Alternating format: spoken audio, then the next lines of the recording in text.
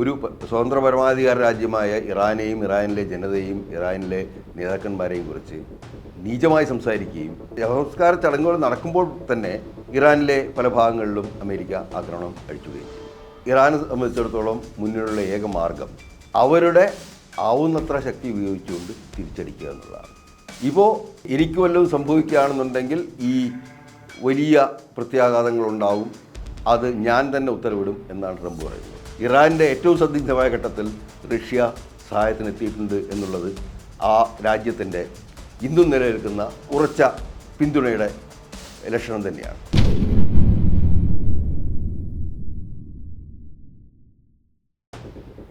ഇറാൻ്റെ നേർക്കുള്ള അമേരിക്കൻ അധിനിവേശം ഇക്കഴിഞ്ഞ ദിവസങ്ങളിൽ അതിൻ്റെ എല്ലാ സീമകളും ലംഘിച്ചുകൊണ്ട് വലിയ തോതിൽ നടക്കുകയാണ്. ഇതിന് ഇപ്പോൾ ഉണ്ടായ കാരണം ഇറാൻ്റെ പരമോന്നത നേതാവായിരുന്ന ആയത്തുള്ള ഖമനേനിയെ അമേരിക്കയും ഇസ്രായേലും ചേർന്ന് ഇറാൻ്റെ അത്യുന്നത നിലയിലുള്ള നേതാക്കളെ മുഴുവൻ വധിച്ചുകൊണ്ട് തുടങ്ങിയ ഈ ആക്രമണ പരമ്പര ആയത്തുള്ള ഖമനേനിയുടെ ശവസംസ്കാര ചടങ്ങുകൾ നടക്കുമ്പോൾ പോലും വിടാതെ തുടരുകയായിരുന്നു. ഒരിക്കലും ഒരു സംസ്കാര സമ്പന്നനായ ഒരു വ്യക്തിക്ക്, അല്ലെങ്കിൽ സ്വല്പമെങ്കിലും സംസ്കാരമുള്ള ഒരു വ്യക്തിക്ക് യോജിക്കാത്ത രീതിയിൽ ഈ ശവസംസ്കാര ചടങ്ങുകൾ നടക്കുമ്പോൾ പോലും വളരെ മോശമായ രീതിയിൽ ഒരു സ്വതന്ത്ര പരമാധികാര രാജ്യമായ ഇറാനെയും ഇറാനിലെ ജനതയും ഇറാനിലെ നേതാക്കന്മാരെയും കുറിച്ച് നീചമായി സംസാരിക്കുകയും ശവസംസ്കാര ചടങ്ങുകൾ നടക്കുമ്പോൾ തന്നെ ഇറാനിലെ പല ഭാഗങ്ങളിലും അമേരിക്ക ആക്രമണം അഴിച്ചുകയും ചെയ്തു. ഇത് ലോകത്ത് ഏത് രാജ്യത്തിനും സഹിക്കാവുന്നതിൻ്റെ പരമാവധിക്കപ്പുറമാണ്. അപ്പോൾ അത് കഴിഞ്ഞതിന് ശേഷം ഇറാൻ ഇപ്പോൾ നടത്തുന്നത് രണ്ടും കൽപ്പിച്ചുള്ള ആക്രമണങ്ങളാണ്. ഇറാനെ സംബന്ധിച്ചിടത്തോളം നമുക്കറിയാം, ഒബാമയുമായിട്ട് കരാറുണ്ടാക്കിയതിന് ശേഷം ട്രംപ് ആദ്യമായി അധികാരത്തിൽ വരുന്നതുവരെ കൃത്യമായി അന്തർദേശീയ മാനദണ്ഡങ്ങൾ പാലിച്ചുകൊണ്ടാണ് ഇറാനിലെ ആണവ പരീക്ഷണങ്ങൾ നടന്നിട്ടുള്ളത്. ആണവ പദ്ധതികളും അതുപോലെ തന്നെ സിവിലിയൻ ആവശ്യങ്ങൾക്ക് വേണ്ടിയായിരുന്നു. 2018 ഈ ഉടമ്പടിയിൽ നിന്ന് പിന്മാറുന്നത് ഇറാനല്ല, ഏകപക്ഷീയമായിട്ട് ട്രംപാണ്. അതിനുശേഷം 2018 ശേഷം ഒരു ഉടമ്പടിയും നിലവിലില്ല. അങ്ങനെ ഒരു ഉടമ്പടിയും നിലവിലില്ലാത്ത കാലത്ത് ഇറാന് സ്വതന്ത്രമായി ആണവ പരീക്ഷണങ്ങൾ നടത്തുന്നതിനും അണ്വായുധങ്ങൾ വികസിപ്പിക്കുന്നതിനും യാതൊരു തടസ്സവുമില്ല. ആ രീതിയിലാണ് അവർ യുറേനിയം സമ്പുഷ്ടീകരണം ആരംഭിച്ചത്. പക്ഷേ വീണ്ടും 24 ഈ ചർച്ചകൾ ട്രംപ് തന്നെ തുടങ്ങി വെക്കുന്നു. ആ ചർച്ചകൾ ഒരു പരിസമാപ്തിയിലെത്തുന്ന ഘട്ടത്തിലാണ് യാതൊരു മുന്നറിയിപ്പും ഇല്ലാതെ ഈ ആക്രമണങ്ങൾ തുടങ്ങുന്നതും അതുപോലെ തന്നെ ഇറാനിലെ ഏറ്റവും ഉയർന്ന ഭരണതലപ്പത്തുള്ള എല്ലാവരെയും വധിക്കുന്നതും. അപ്പോൾ ഇത്തരത്തിൽ യാതൊരു നീതീകരണവും ഇല്ലാതെ, അന്താരാഷ്ട്ര തലത്തിലുള്ള ഒരു മാന്യതയും പാലിക്കാതെ ഈ ആക്രമണം അഴിച്ചുവിട്ടത് അമേരിക്കയാണ്. ഇന്നിപ്പോൾ ഇറാനെ സംബന്ധിച്ചിടത്തോളം മുന്നിലുള്ള ഏക മാർഗം അവരുടെ ആവുന്നത്ര ശക്തി ഉപയോഗിച്ചുകൊണ്ട് തിരിച്ചടിക്കുക എന്നുള്ളതാണ്. ഇപ്പോൾ വീണ്ടും ട്രംപ് പറയുന്നത് ഇനി ജനവാസ കേന്ദ്രങ്ങളിലേക്കാണ് അടുത്ത ആക്രമണം തുടങ്ങാൻ പോകുന്നതെന്നാണ്. അന്താരാഷ്ട്ര മര്യാദകളോ യുദ്ധനിയമങ്ങളോ ഒന്നും പാലിക്കാതെയുള്ള ഓരോ ദിവസത്തെയും പുലമ്പലുകളാണ് ട്രംപ് നടത്തുന്നത്. ഹോർമ്യൂസിൻ്റെ എല്ലാ നിയന്ത്രണവും ഞങ്ങൾ ഏറ്റെടുത്തിരിക്കുന്നു. ഇനി അതിലൂടെ പോകുന്ന കപ്പലുകൾ 20% ചുങ്കം ഞങ്ങൾക്ക് നൽകണം എന്നൊരു പ്രസ്താവന കഴിഞ്ഞ ദിവസം നടത്തി. ഇന്നിപ്പോൾ അത് പിൻവലിച്ചിരിക്കുകയാണ്. അങ്ങനെ ആരും ചുങ്കം നൽകേണ്ടതില്ല എന്നാണ് പറയുന്നത്.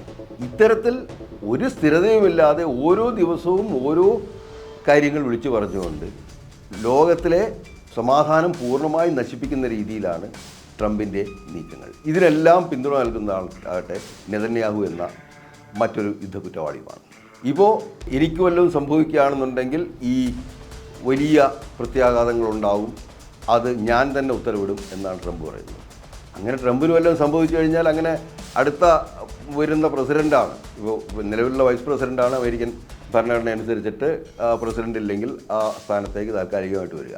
അപ്പോൾ ആ പ്രസിഡൻ്റാണ് പിന്നീടുള്ള കാര്യങ്ങൾ തീരുമാനിക്കുന്നത്. അല്ലാതെ ഒരാൾക്ക് വല്ലതും സംഭവിക്കുന്നതിന് മുമ്പ് അയാൾക്ക് ഇത് ഒസ്യത്ത് എഴുതി വെച്ചിട്ട് പോകാൻ പറ്റില്ല അടുത്ത കാര്യങ്ങൾ എന്തൊക്കെയാണെന്നുള്ളത്.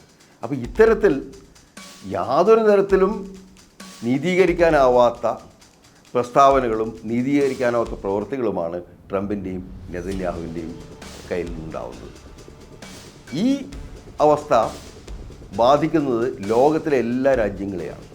ഇപ്പോൾ തന്നെ വീണ്ടും ലോകത്തിലെ രാജ്യങ്ങളുടെ സാമ്പത്തിക നില തകരാറിലാവാൻ തുടങ്ങി.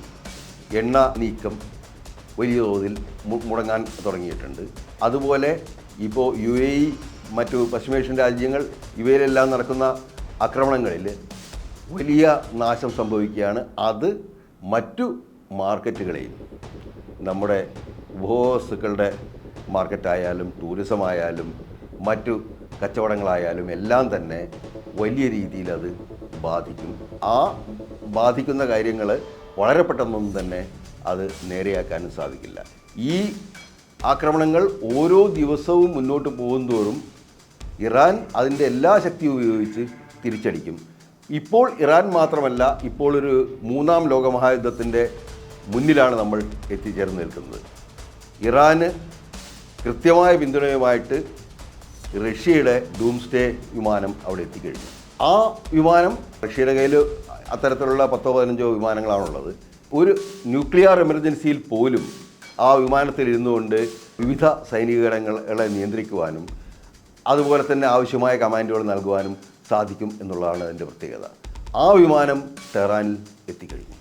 ഇപ്പോൾ നമുക്കറിയാം, റഷ്യ, അത് സോവിയറ്റ് യൂണിയനായാലും ഇന്നത്തെ റഷ്യ ആയാലും തീർച്ചയായും സഖ്യകക്ഷികളുമായിട്ട് അങ്ങേയറ്റം മാന്യതയുള്ള ബന്ധം പുലർത്തുന്ന രാജ്യമാണ്.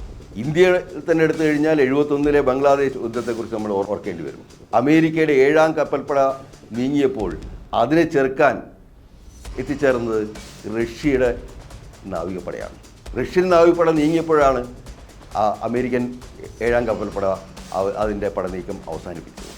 ഈ രീതിയിൽ ഇന്ത്യയെ സംബന്ധിച്ചിടത്തോളം ഇന്ത്യയുടെ ഏറ്റവും സന്ദിഗ്ധമായ ഘട്ടങ്ങളിൽ സോവിയറ്റ് യൂണിയൻ എന്ന രാജ്യമാണ് ഇന്ത്യക്ക് സഹായത്തിനെത്തിയിട്ടുള്ളത്. ഇന്ന് റഷ്യയുമായിട്ടും അതുപോലെ തന്നെയുള്ള കരാറുകൾ ഉണ്ട്. റഷ്യയും നമ്മളുമായിട്ടും അതുപോലെ ഈ യുദ്ധ കരാറുകൾ നിലവിലുണ്ട്. റഷ്യ എപ്പോഴും ആ കരാറുകൾ പാലിക്കുന്ന രാജ്യമാണ്. അതുതന്നെയാണ് ഇറാൻ്റെ കാര്യത്തിലും സംഭവിക്കുന്നത്.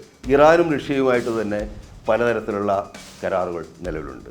അതിനാൽ തന്നെ ഇറാൻ്റെ ഏറ്റവും സന്ദിഗ്ധമായ ഘട്ടത്തിൽ റഷ്യ സഹായത്തിനെത്തിയിട്ടുണ്ട് എന്നുള്ളത് ആ രാജ്യത്തിൻ്റെ ഇന്നും നിലനിൽക്കുന്ന ഉറച്ച പിന്തുണയുടെ ലക്ഷണം തന്നെയാണ്. അപ്പോൾ ഈ രീതിയിൽ റഷ്യ ഇതിലിടപെടുന്നു.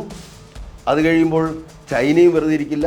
അങ്ങനെ വരുന്ന സമയത്ത് ഈ സംഭവം എല്ലാം കൂടി ചേർന്ന് ഒരു ലോകമഹായുദ്ധത്തിലേക്ക് പോകാനുള്ള സാധ്യത വളരെ കൂടുതലാണ്. പക്ഷേ അത് ഈ വളരെ ചെറിയ കാര്യങ്ങളിൽ മാത്രം 20% എനിക്ക് കപ്പം കിട്ടണം, എനിക്ക് ഈ പറയുന്ന എല്ലാ പെട്രോളിയം ഉൽപ്പന്നങ്ങളുടെയും കുത്തക എനിക്ക് വേണം എന്ന് പറയുന്ന ട്രംപിന് ഈ കാര്യങ്ങൾ മനസ്സിലാവാൻ ഒരു സാധ്യതയുമില്ല.